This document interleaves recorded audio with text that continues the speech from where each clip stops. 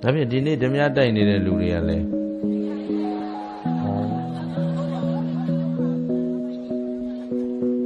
အတိတ်ကံကြောင့်သူတို့ဓမြကြီးတွေဖြစ်နေတာပေါ့ဒါဆိုခွင့်လွတ်လိုက်မဖမ်းနဲ့ဒီနေ့သခိုးတွေကလည်းအတိတ်ကံကြောင့်ခိုးနေရတာပေါ့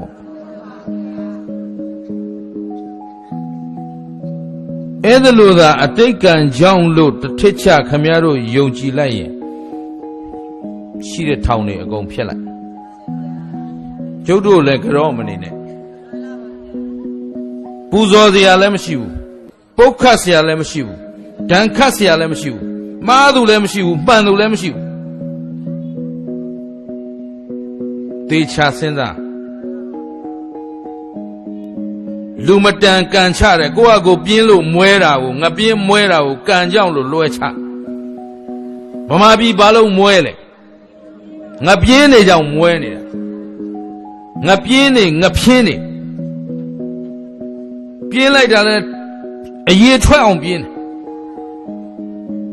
ဘာမှယုံကန်လှုပ်ရှားမကြိုးစားခြင်းလက်ဖေးဆိုင်နဲ့ဘီယာဆိုင်မှာတင်ပေါ်နေတာကြံစခြင်းတီထွင်ခြင်း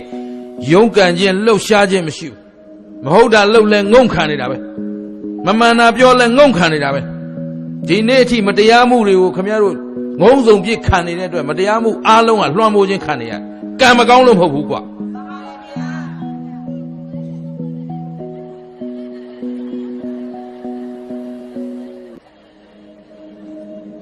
သဘောပါလားဦးစင်းကသဘောပါလားလို့မေးတာအကြောင်းရှိတယ်ဗျာနော်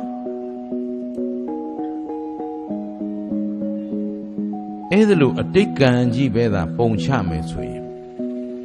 လောကမှာသူတော်ကောင်းဆိုတာလည်းဖြစ်လာเสียအကြောင်းရှိဘူးသူယုံမှလို့တတ်မှတ်เสียအကြောင်းလည်းရှိဘူးကံမကောင်းလို့တခိုးဖြစ်နေရတာခွင့်လွတ်လိုက်ကံမကောင်းရှာလို့သူတို့လိန်စားနေရတာခွင့်လွတ်လိုက်နော်လိန်စားခိုးစားနေတာဟိုမှာမီလီယံနာကြီးတွေမြန်မာပြည်ကခရိုနီကြီးတွေဘာစရင်မှမပြရဲဘူးဘယ်တရားဝင်မှသူတို့ချမ်းသာမပြနိုင်ဘူးလူလိန်နဲ့သခိုးကြီးပဲကိုဟမ်ကံမကောင်းရှာကြဘူး